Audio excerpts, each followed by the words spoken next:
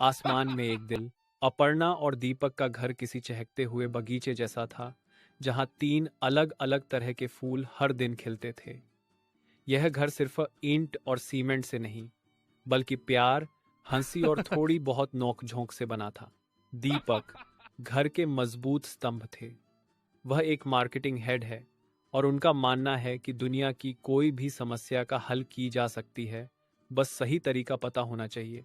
वह बच्चों के साथ बच्चे बन जाते और उनके खेल खिलौनों में जान डाल देता है। अपर्णा उस बगीचे की देखभाल करने वाली ममता की मूरत थी। वह जानती थी कि हर फूल को अलग तरह के प्यार और देखभाल की जरूरत होती है। वह बच्चों के मन की बात बिना कहे ही समझ जाती थी। उनकी दुनिया 3 सितारों से रोशन थी। अद्वैता सबसे बड़ी, एक शांत झील की तरह थी, जिसमें गहरी समझदारी और कला बसती थी। आयरा बीच वाली, एक चंचल नदी थी जो अपनी शरारतों और सवालों से पूरे घर में हलचल मचाए रखती थी। शिवाय सबसे छोटा, भोर की पहली किरण जैसा था, मासूम और अपनी माँ पापा की दुनिया में खोया हुआ। एक इतवार की सुबह सूरज की सुनहरी किरणें खिड़की से झोंक रही थीं। दीपक ने एक बड़ा सा कागज, कुछ बांस की तीलियां और रंग फैलाते हुए ऐलान किया, आज हम सब मिलकर दुनिया की सबसे सुंदर पतंग बनाएंगे। बच्चों की आंखें चमक उठी। काम तुरंत बांट दिया गया। अद्वैता को पतंग पर एक सुंदर सा मोर बनाने का काम मिला। आयरा को रंगों और सजावट की जिम्मेदारी दी गई और नन्हे शिवाय को चीफ सुपरवाइजर बनाया गया, जिसका काम था सबको देखकर मुस्कुराना। अद्वैता ने बड़ी लगन से कागज पर मोर का चित्र बनाना शुरू किया। दीपक तीलियों को सही आकार में बांध रहे थे। अपर्णा सबके लिए नींबू पानी बना रही थी और इस खूबसूरत पल को अपनी आंखों में बसा रही थी। सब कुछ ठीक चल रहा था, तभी आयरा, जो उत्साह में इधर उधर कूद रही थी, का पैर फिसल गया और उसके हाथ से लाल रंग की कटोरी सीधा अद्वैता के आधे बने मोर पर जा गिरी।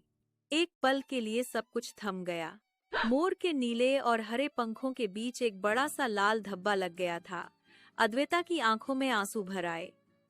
आयरा, तुमने सब खराब कर दिया। मेरी सारी मेहनत बर्बाद हो गई, वह रोते हुए बोली। आयरा भी डरकर रोने लगी। दीदी, मैंने जान बूझकर नहीं किया। माहौल उदास हो गया।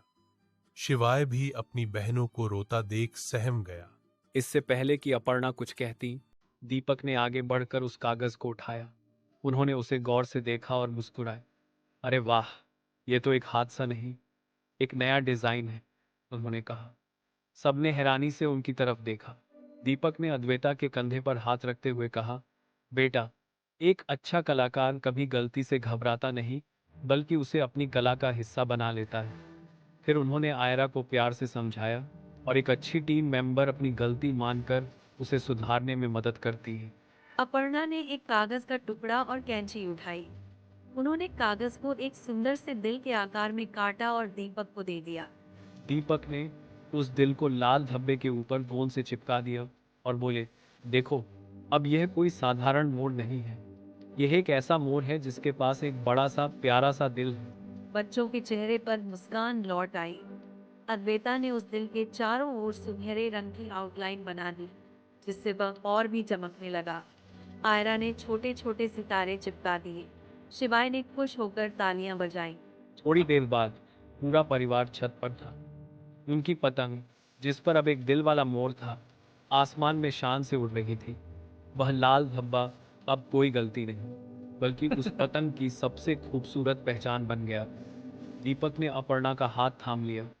अपर्णा ने मुस्कुराते हुए कहा, हमारा परिवार भी तो इस पतंग जैसा ही है, कभी कभी कुछ गलतियां और बिखराव होते हैं, लेकिन जब हम सब मिलकर प्यार का एक पैच लगा देते हैं, तो यह और भी मजबूत और खूबसूरत हो जाता है।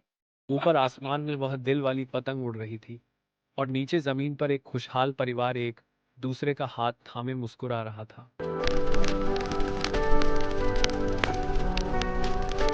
Everyone, thanks for watching my video. और आपको ये वीडियो कैसा लगा मुझे कमेंट सेक्शन में ज़रूर बताओ, and if you have any suggestion then please let me know. Video को लाइक कर दो, चैनल को सब्सक्राइब कर दो and please share with your friends and families. मिलते हैं नेक्स्ट वीडियो में for more exciting 3D animation movie. तब तक के लिए बाय बाय।